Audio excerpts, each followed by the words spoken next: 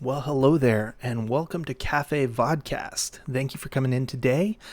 Sit down, relax, and stay a while. We got a great episode planned for you guys. I'm here with Richie Swift. Other direction, Richie Swift. It doesn't matter where you look, I'm here. That's right. He's all over the place, guys. And so Richie, let's start it off. This is episode 1. What is a Cafe Vodcast? Cafe Vodcast. I think that's this vodcast right now that you're listening to right now and we're talking about right now. It's kind of like a podcast, and you could listen to it as a podcast. But the cool thing is rather, is that it's a video as well. True. That makes sense. So video, podcast, vodcast. I like it. It's very very creative. And so basically the idea is we wanted to create something that is long format but less, structured and edited. And a podcast kind of perfectly fits that bill, right? Because you just kind of sit there and chat. So each week or however often we produce an episode, there'll be like a prompt, and then we'll discuss it, and kind of just wherever the conversation ends, I think that's kind of the end of the video, right? Like, no need to go too long, no need to go too short. It's just kind of how the conversation goes. Absolutely. And one of our end goals, something we want to start very, very soon, is we want to have this be in a live stream format. Yeah. So while we have this partly scripted, partly unscripted, we want at some point that partly unscripted to include you listening. So Yeah, exactly. stay Like tuned for that. comments on the side, kind of adding into the conversation and growing the conversation. So like there'll still be a prompt, but then people can kind of offer their 2 cents in the middle of that. So basically, I think that sums it up. That is what a Cafe Vodcast is, right? I don't think there's anything more. Right. Yeah. So let's go ahead and start on this week's prompt. This is episode number 1. And I figured, we'd start it on familiar territory.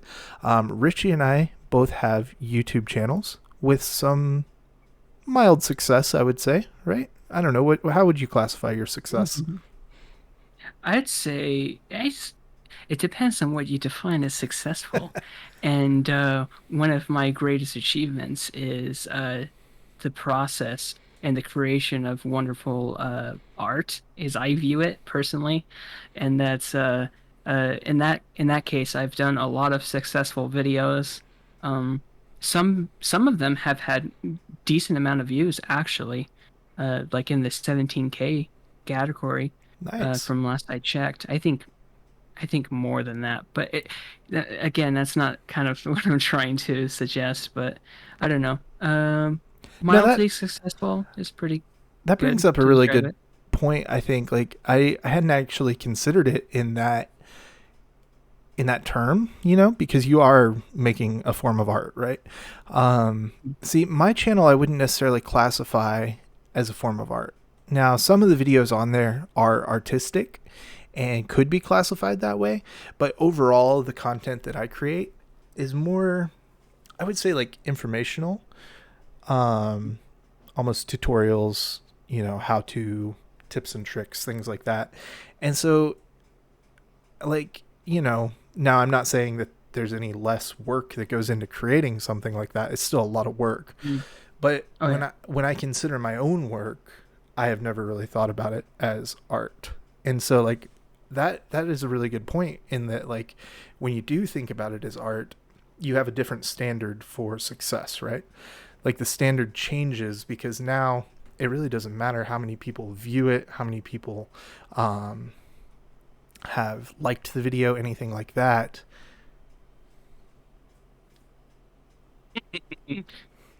It doesn't Another matter how many. special guest. First guest appearance on the show. First Um, guest appearance. You mind explaining what happened to our audio listeners in uh, case they're not watching? yeah, my wife just reached in to grab something off the dresser back here. I did ask her, I was like, hey, do you need anything in the room in the next hour? And she said, no, that was a bold-faced lie. It's all good. Yeah, it's totally fine. You know, It's maybe all it'll in be a good running fun. thing in the episodes. We can just have somebody like reach in through the door back there. Every So single time. every single time. Every every guest is not going to be in video format. They're just purely going to introduce themselves through the door, and then they're going to grab something, and then they're going to leave, and we're going to say, "Congratulations, that was our guest," and then we'll move on as if they've never existed. Exactly. I think that's a great idea. It's like our pineapple, right? From the what is that show? Do you know what show? Psych. That's the show. Oh yeah, yeah, yeah. I've never actually watched it, so I mean, I watched like a couple episodes, but Yeah, I've anyway, seen a few episodes myself, but rabbit trails. Sorry, getting off topic here. So, let's go ahead and look at one of the questions that I had for us here. So, Richie, I'll ask you, and then I'll kind of answer after that. How did you get started in YouTube? how did I get started in Or YouTube? what was the other one? Why did you get started in YouTube? Kind of go hand in hand, right? Kind of go hand in hand. Yeah. My only qualm is that it's going to be a huge, expansive answer because it's not as cut and dry, at least for me, Totally as fine. oh hey hey I wanted to make videos one day, which came eventually, but so I guess I'll try to keep it relevant, but you do have to understand a little bit of myself and what happened in my life Makes to get to sense. this point. And as far as I'll go is I grew up the youngest in my family, um, by a significant like number. Um, so I never really had like my siblings were too old for me. That's a better way of saying Mm, it. yeah, So I never really had that. All the chaotic, crazy child energy that I had was always met with, "Oh, you're just a small child."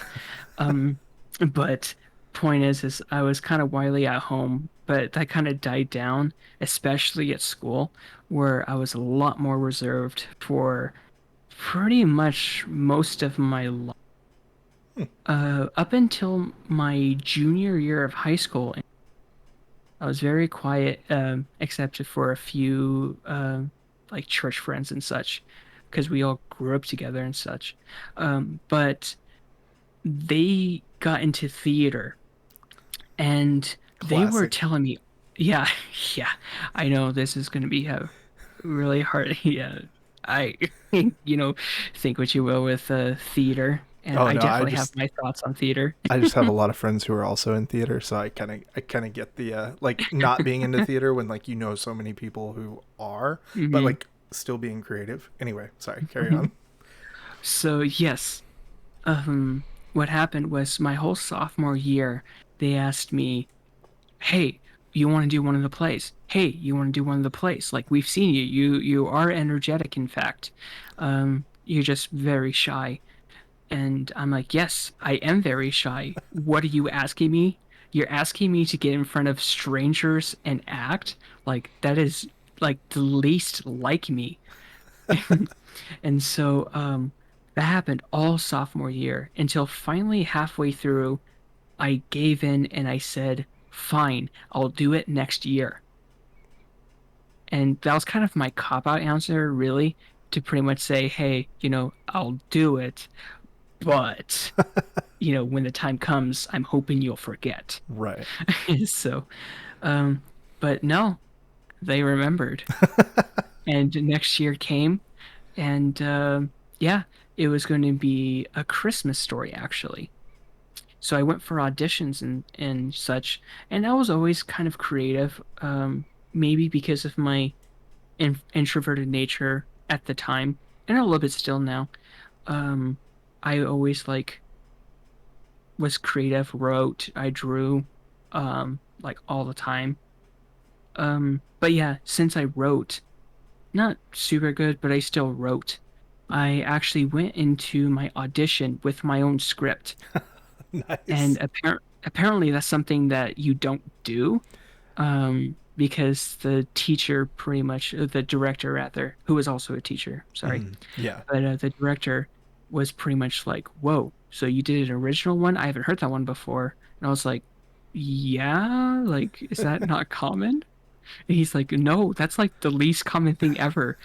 And and since I did a pretty decent job at it, like I even got one of the name roles. In fact, Wow. I had the famous line of "I triple dog dare you." So yeah, you know, it was pretty Great big, line. and I didn't think too much of it either until the rest of the cast were like, "Hey, so you know, how many plays have you done before?" And I said, "This is my first one." And they said, "But how do you have a name roll?" Like every time, you know, whenever it's someone's first time, they're always an ensemble. Right. And I said, "Oh, I I'm sorry."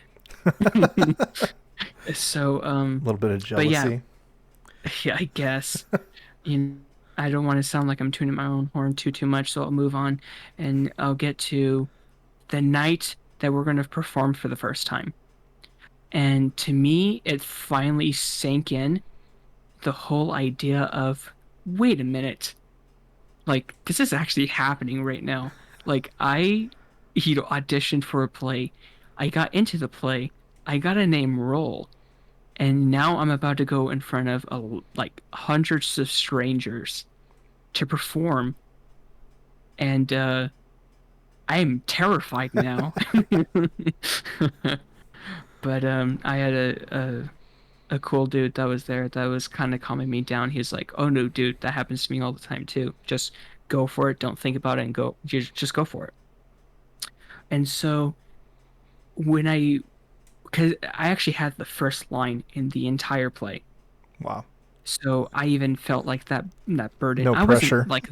I wasn't the main character, but you know how sometimes in plays like the characters will have like the first scene or something Right. before like the main cast comes in, you know, leads and such. So I was in like that kind of scene. Hmm. And so I felt even that more pressure because I was like, oh shoot, first line, like, oh gosh. So I went for it and I gave the line that was a comedic line actually, and people laughed like more than I thought they would because you know I don't know, but that moment that happened, the moment that I said the joke, said the line, people laughed, like it just energized me. And Hmm. then I just kept going for it. And then I started to realize throughout that entire play that night that I loved entertaining people. You know, I've always loved talking with people and helping them out and stuff like that. Like I love talking with people and listening as well. And that love for entertainment and entertaining people wasn't even a consideration until like it actually happened. Right. So from that point on, I started to get really conflicted because now I'm like, dang, this complicates what I want to do in the future, Hmm. which was already very unclear, as you know, most teenagers and even adults, Oh yeah. you know, lives. So it complicated things a lot more because now I got this like high from entertainment that I wasn't really getting too much anywhere else, even Hmm. in art, really. And I drew like my entire life. Like that's been something I've always been doing. Um, so then that idea of entertainment kind of kept going. And also in that junior year, I've actually discovered YouTube because, uh, uh, YouTube was always a thing. Right. Charlie Bit My Finger and stuff like that was always like, The muffin video. uh, yeah, stuff like that was always popular. And I would go to some people's houses and they'll put on like YouTube videos like that. And I was like, oh, okay. You know, it's just not, not me personally. Um, but then, I'm not going to do every single detail, but I will say that Yeah. I watched my first Let's Play, first Markiplier video. Nice. And I was like, whoa, I didn't know content like this existed. And that was, yeah, junior year of high school, So what year was that? for 2014, 15. 24. Okay, nice. That's awesome. So, yeah, That was a good time uh, for YouTube too. Like there's, it a lot really of up and was. coming stuff, and I still think like we're kind of almost at a better time now, but like there are some creators back then that I wish were still kind of creating, but yeah. Yeah. I never had that type of nostalgia personally for all those creators, but Mm-hmm. I've definitely felt the impact apparently, because a lot of the creators I love have all like expressed, I wouldn't have done this if it wasn't for this person or this person or this person. Right. And now I'm kind of at that point where it's like, well, I wouldn't have done it without you personally. It's almost like the Beatles were inspired by Chuck Berry, and now Oasis is like, but like we want to be the Beatles though. So That's that awesome. that kind of thing.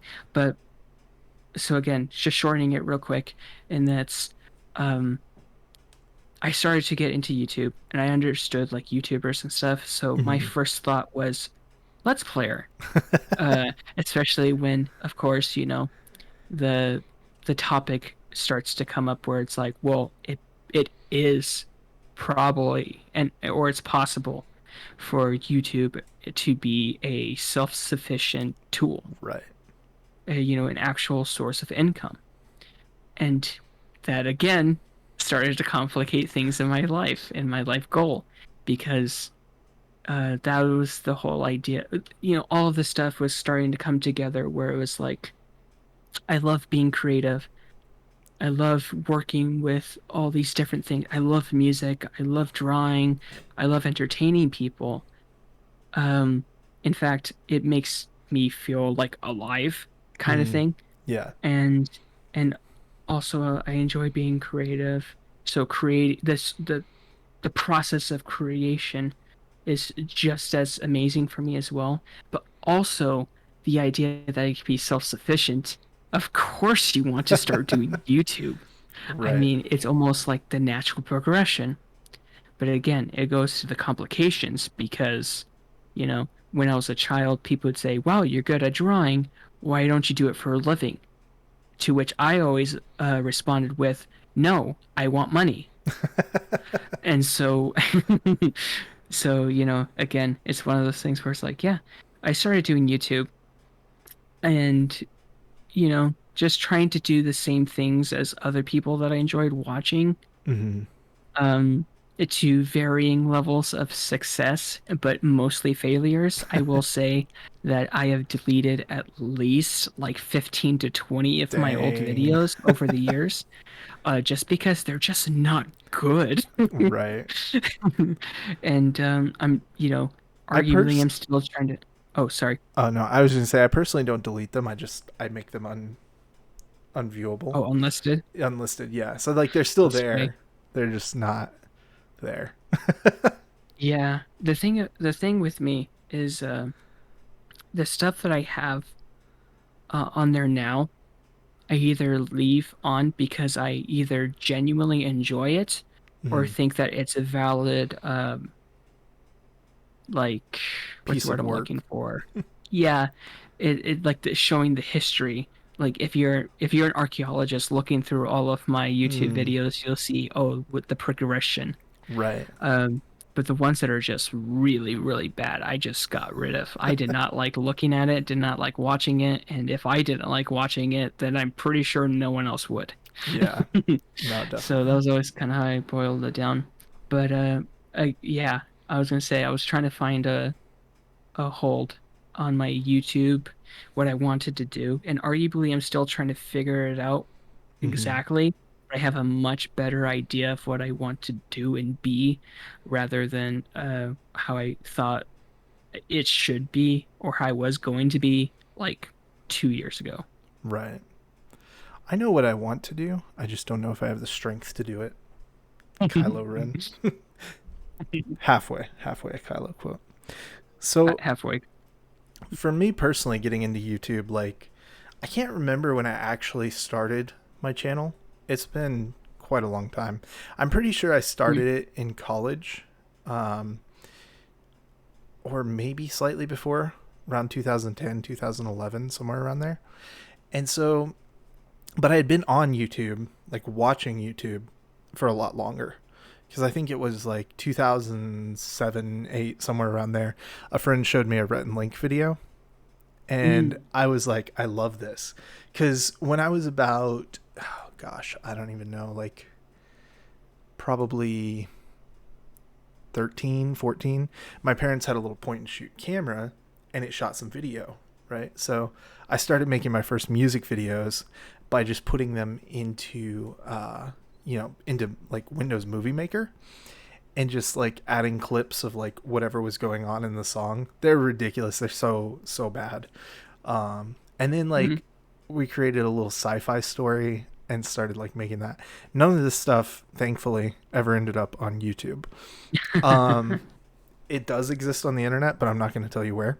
So if you ever like very desperate, you might be able to find it, but it'll take a little searching. That's funny. And yeah, so made some music videos, made some like short comedic videos, and I loved it. Like I just thought it was so fun. And I remember like the pivotal moment, not the pivotal moment, was when I made a video, and it was like the third one in the series or whatever of this like mad scientist, and then there's a scene where somebody gets shot, and I played like a really sad song, and I like felt it emotionally, and I was just like, oh, like that's nuts. Like you can make a video that has this impact, and it was terrible video, but it still had that impact because of the song and like the way everything built up and played together, and I still think it would have like a slight impact on me today.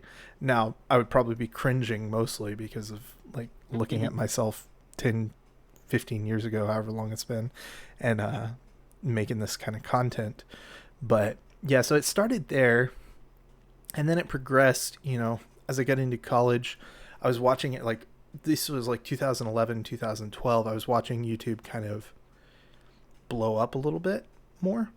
And I was just kind of like, wow, this is kind of crazy. Like I kind of want to be a part of this. Seeing all this stuff happening and people making just whatever video they wanted. Because in college I majored in video production, and there was a lot of talk about like going into like the news or going into movie making. It was like those were the only two options, and I'm like, I don't really want to do either of those. Like I want to make what I want to make, and maybe that's a short film, maybe that's a YouTube video, but I don't necessarily want to be locked in. And I really don't want to make like news videos. That never interests me. And like I'm more power to the people who it does interest. I'm appreciative of those people, and we need those people. But at the same time, just for me personally, it was never an interest. And I know like there were a lot of people in school who that really did interest them. They were like, wow, this is, what I want to do. So anyway, fast forward like year or two later, I met Jesse and Michael, and we were really good friends. Actually, I'd met Michael earlier on, met Jesse. They started playing some music together, and I was like, hey, we could do cover videos. Like cover videos were really popular at the time. So I was like, we could do cover videos. Like, why don't we get you guys together? You cover a song, and we did it kind of like the same idea almost. Call me lazy, a lazy video editor, but I wanted to do everything in one shot because I enjoy doing that for some reason. There's something more natural about it. I don't know. So we'd shoot these music videos all in one long take. And like sometimes, one of them, I think I start out in a hallway and then I like move into an art gallery and stuff. And we started shooting these music videos, and then like on campus, they'd kind of blow up. As much as a video can blow up on a campus of like, 1,000 students. So I'd be walking through the cafeteria and somebody would be like, hey, I saw the latest music video. That was awesome. Like, when's the next one? Wow. And so that was really cool. But at the same time, there was a weird feeling for me because it wasn't my content. Like it was hosted on my Mm. channel. It still is. And like I was producing it, but at the same time it didn't feel like my content because I wasn't the talent. So like that felt really weird to me because while I enjoyed it, I loved it and I wanted to keep doing it. It was just it became too hard to like match all of our schedules up. Um but yeah, I wanted to keep doing it, but it just felt like it wasn't really me, you know? And I was okay with that. Like it doesn't have to be me, but at the same time I was like, man, if it weren't for these guys, like these videos would be nothing. Cuz I couldn't Mm. sit here and play guitar, play ukulele, play, whatever and make a music video cuz I'm not musically talented.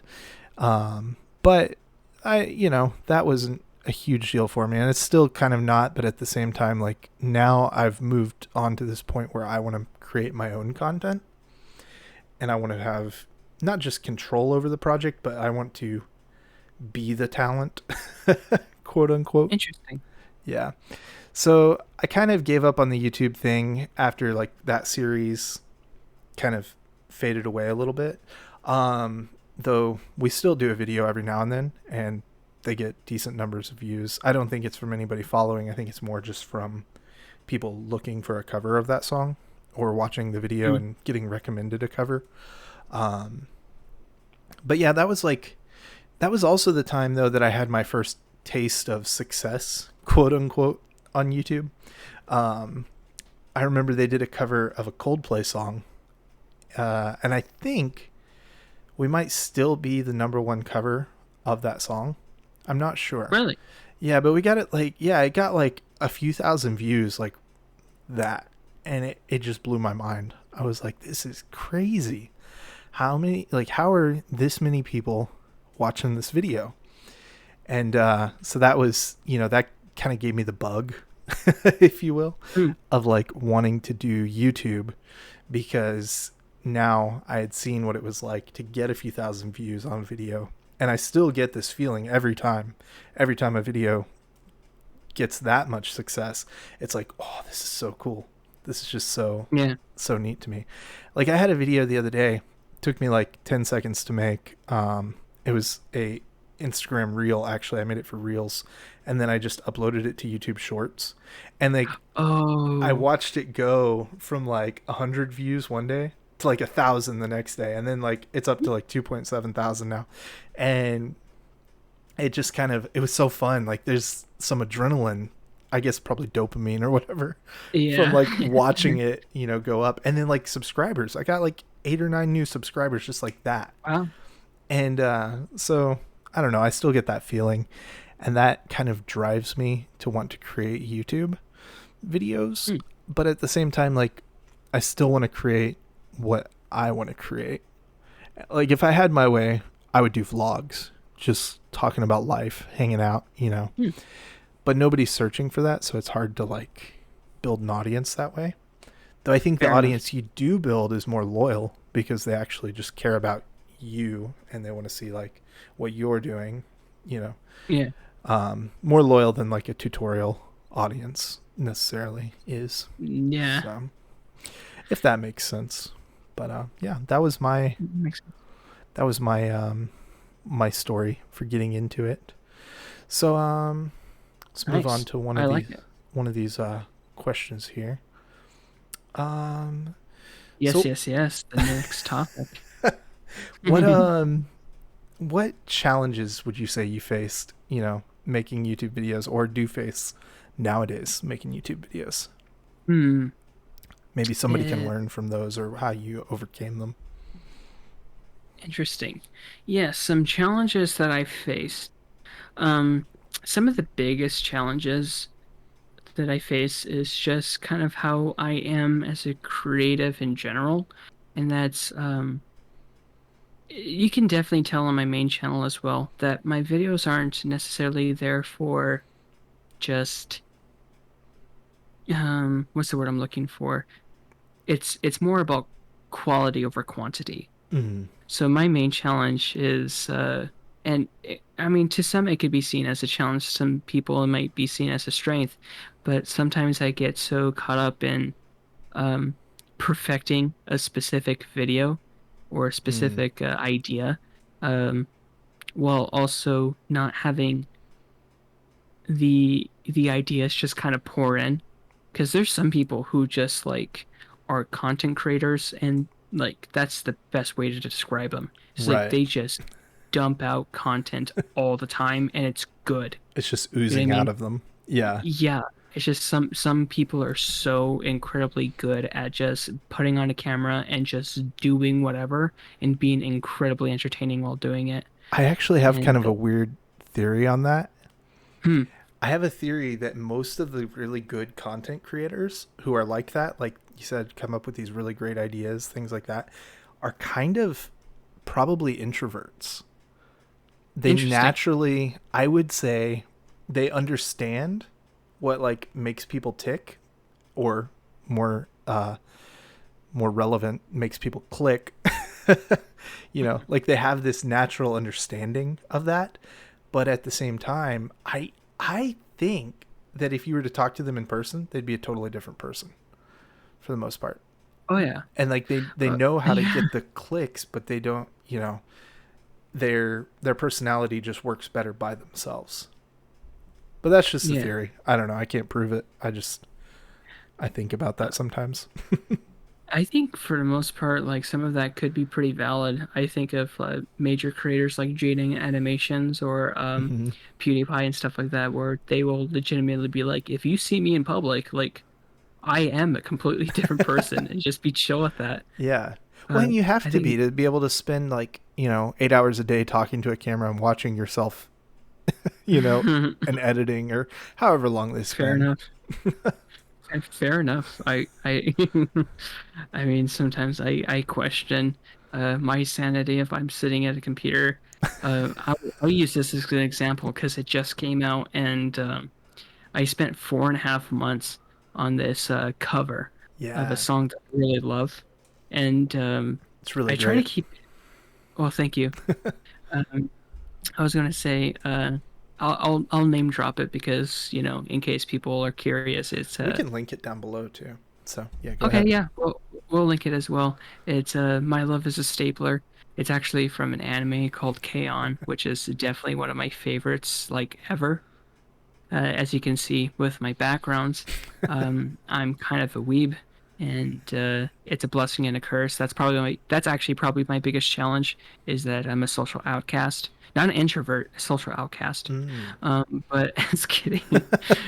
I joke, I tease. But I was gonna say that the song was originally in Japanese, and I love that anime and I love the music of it, and I'll literally just listen to the band's music all the time, just because I genuinely like am a fan, Nice. and I'll like learn the songs and stuff. And I did, and I learned the song first, and was like, this is incredibly fun to play.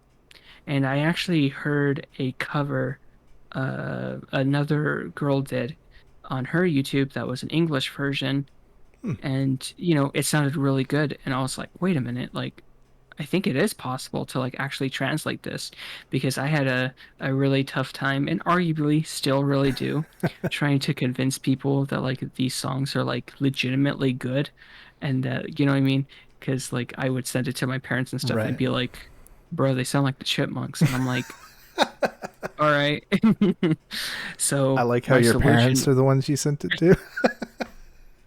I send my parents everything. They get annoyed with me all the time, That's awesome. but I'm kidding.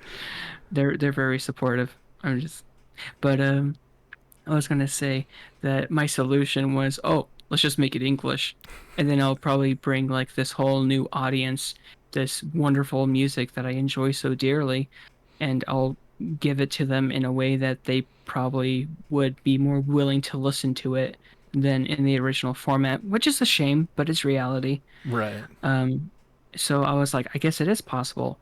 So I thought, well, first I was originally going to like do a music cover of the guitar and the bass, or just the Hmm. guitar, to be honest, because I mainly play the guitar. But then, the idea started to roll down the hill, and it led me to hiring all of these different musicians off Fiverr, Awesome. and you know getting this whole reconstruction and recreation of this song instrumentally and also with a new vocalist through a translation in which is pretty much rough in comparison to what it actually translates to. But I try Mm-hmm. to make like I wrote a story, I went along with the melody, that type of thing. Nice. So that was about like maybe 2 months in, I finally was able to get like the song at a certain point. And then I actually recorded it. And when I recorded it, I was like, all right, so I'm going to do it this way. I'm going to edit it this way. I'm going to do this to this. And then I just had the idea to animate the lyrics and have like some effects and stuff. So that just caused me to go down another rabbit hole. So Right. you're saying like, oh, only an introvert could just sit in their room, for multiple hours a day and just work on this stuff. And I'm like, you know what? I'm questioning if I'm even an extrovert or introvert now because, yeah, every night for like 4.5 months, excluding a few days or so, probably, yeah. But I was like in my room and I was animating that video or editing it or editing the music to make it sound as perfect as possible.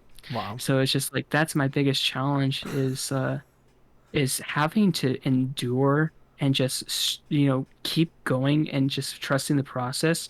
I mean, I could do like a whole hour long like documentary of that whole process and how many times I said, "Oh, let's try this." JK, I'm not going to do that. I even showed Dylan, one of my greatest friends, my best friend actually, if or I showed him like I was planning to do like these characters were going to show up like fully animated and stuff, and I actually started it, Wow. and I was like, well, it doesn't look that good, so I just scrapped it. So Mm. technically, like I would get rid of hours upon hours of work because it just didn't fit the bill. Hmm. But like 4.5 months per video is not a sustainable of way of creating content on YouTube, Right. and I realize that very heavily. Of course, you're Um, primarily working by yourself. So like yeah, that's true. if you had like a team, essentially you could produce it a lot faster than four Yeah, months. But yeah. yeah. But if we're going to be talking about like people who are starting off like with nothing, which Right. is most people do start with, I'll say this too because it's true. I first started doing YouTube videos on just my phone, and it Nice. works. Yeah. You just got to know what looks good. It's not a matter of just quality of the video and audio, Mm-hmm. albeit it is kind of important too. But as long as you're doing something that's entertaining, like and visually appealing to some degree, Right. then you'll be just fine. So it's like you don't have to have all this fancy gear, or all this crazy stuff. But like True. I say probably now that I keep talking and thinking about it more and more, I think I know that's the way I, construct my thoughts is by freaking verbal vomit. But uh, Hey, that's I think okay. the That's what we're here for. I think the hardest thing for everyone, and including myself, is just getting started Mm-hmm. because, getting started on just anything that you want to do in creation of content is difficult. Because, like I was saying before, is like, although I did spend like 4.5 months on this like really good idea, that's one upload. Yeah. And, it was great. And I think that video is as good as I can possibly make it at this time. Nice. And I'm happy with that. Um, but it's like, well, what's next week's video? And so see, like that's the hardest thing. Is Right. you still have to have that creativity. And this is actually something that one of my favorite YouTubers, Jay Schlatt, actually mentioned himself, and that you have to have a balance in YouTube Mm-hmm. of your own personal gratification and creation, but also you need to find that sweet middle ground and have to sacrifice a little bit to appease the algorithm gods of Mm-hmm. YouTube. Yeah, the So algorithms are nasty. so yeah, it's like getting started is the hardest part and probably the most important, I think, because actually getting started and doing it helps you a lot. You can know everything, and I Right. mean everything about YouTube. You could have the algorithm down perfectly, but if people click on your video and your video is just not good because you're Right. inexperienced or you just don't put that much actual care into it, Mm-hmm. then they're going to click off. Oh yeah. You could be the top search. It doesn't matter because people are not going to watch or subscribe. So it's like, just do it. Just do it. Don't worry, at least in the beginning, Yeah. about all of the crazy other stuff. First, find your foothold and discover what you want to do and be in YouTube and such. I guess that's kind of my advice and Nice. the biggest challenges. Nice. Yeah. For me personally, the biggest challenges have always been like, I think it's almost the opposite of you, right? Like, I want to produce stuff, but then I have trouble putting in the effort that I know it Hmm. needs sometimes. Um, and so, like, I'll sometimes create something that I'm not happy with just to create something because I get this urge to just make something. It's like, I've got to make something. It's been so long. I haven't done it. You know, I need to make something. And so a lot of times I'll just make something that I'm not happy with because it satisfies that urge enough that I can move on to the next thing or focus on something else for a while. So that to me has been one of the biggest challenges. Um, and honestly, the algorithm in a weird way has kind of helped me get over that because I've seen like where the videos that I did that with didn't necessarily work out, you know? It's like, oh, this kind of was not a success at all, not a win. And then the ones where I did put a lot of thought and effort, you know, even though they may not have taken off right away, eventually kind of settled into their place. And it's a lot more gratifying in the end. So I'm starting to shift more towards just being like, okay, got to put in the work no matter how I feel about it, and less about like, all right, just get something out there. Because like when I first started really doing my own content instead of the music videos, I was like, okay, I'm going to do a video every week. And so that really drove me to be like, all right, I got to put something out. It's the week, you know, it's Wednesday. I'm putting out a video on Thursday, whatever. It's like, I got to do it. Um, and I think that was kind of a, you know, a negative effect on my channel almost. I did gain some subscribers, but like at the same time, it was kind of negative. I think of somebody like Mr. Beast who has like no schedule, right? But his videos always do amazing. And so Oh like yeah. there's something to be said for not scheduling, but at the same time, you have to be putting out work. Like you said, just getting started. It's like one of the hardest parts. And so you have to be putting out work or else you'll never progress. And but at the same time, don't necessarily push yourself to create something that you're not proud of because people will be able to tell. So No, I could agree to that. yeah, I could agree to that. that's That's very valid. yeah, that's one of my biggest challenges. Um, so we're moving up on like the 45-minute mark here. So I think we should Okay. start to wrap it up probably. So let's look Okay. at, I guess let's just jump to the last question here and uh, what's next for you on the platform?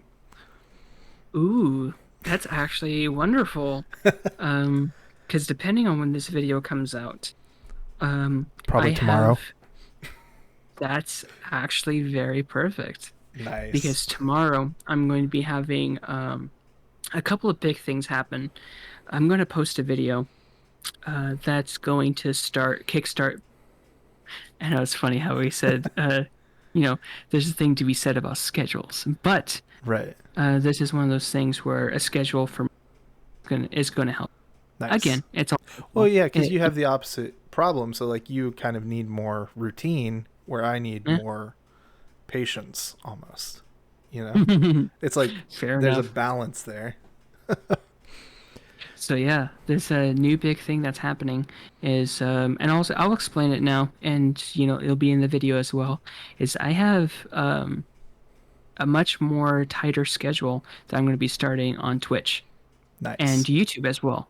I'm gonna be creating a new channel that's actually already created. It's going to be Nice. starting to get linked and everything once I actually get started in doing it. And it's going to be a whole separate channel that's going to be dedicated to more weekly based content. And Twitch streaming is going to be kind of the key to all of it. So it's going to help me grow an audience on both ends of the front, I think, personally. Hmm. And it's going to satisfy both the needs of creation and entertainment, but also consistency that I've been needing. Nice. Um, well, I'm still going to have my main channel be bigger projects. For instance, let's say like I wouldn't mind sacrificing that 4.5 months to be more like 5.5 months or something Hmm. to make sure that that video gets out. But while that's happening, I'm also still growing an audience and still actually producing content on the secondary channel and Twitch streaming. And I've already streamed on Twitch mainly twice, technically 3 times, but the two major streams are actually still there in VOD form. Both of them Nice. are really bad, but it's great. And that's pretty much the whole point of the video that I'm about to post. And it's kind of the same philosophy that I have now is it doesn't matter if it's good or bad, especially for the first stream. You know what I mean? It's like Yeah. there's a difference between like if I was doing it for like 2 years and I made the really fatal errors that I did, then that's a huge shame on me type of thing. But like first stream is going to be terrible. Don't worry about that Oh too yeah. much as long as you're, actually passionate and putting effort into it, Just got to you get know, started. just getting it started. But yeah, so that the Twitch schedule is coming up and I guess I'll explain that while I'm here. And that's going to Sure. be every Tuesday and Thursday. So Tuesdays are going to be more chill, just playing video games streams. But then Thursday is going to be the mixed bag stream, where we're going to be doing pretty much anything and everything, and that's going to be made into YouTube content Nice. for that weekly basis. So I'm going to get the best of both worlds, I think, with that Nice. in mind. So yeah, new video and new Twitch schedule, Tuesdays and Thursdays. And that's going to be 6:30 to 8 p.m. Pacific Standard Time. And that's for Oof. both days. Pacific. Oh no. Oh, I'm a West Coast guy. Oh no. But yeah, I think that's about it on my end. What about What what's about up for me? you? Well, Yeah. first of all, this channel right here. Where's right up here? Right up there. Yeah, Cafe Vodcast. That's the next step for me in the YouTube world. I'm going to be focusing a lot of time and energy on this. But at the same time, like it's going to be preparing questions and then conversations. So there's only so much Mm, prep work that really goes into it after the initial setup, which, as you can see, hopefully it's all set up at this point. And then on my main channel, I'm not really sure what's next. I've been enjoying mm. shorts. Shorts have been a lot of fun. Um, They've been fun to watch. I've seen them. They're funny. Some of them Thanks. are like super funny. I like it. I And appreciate that that.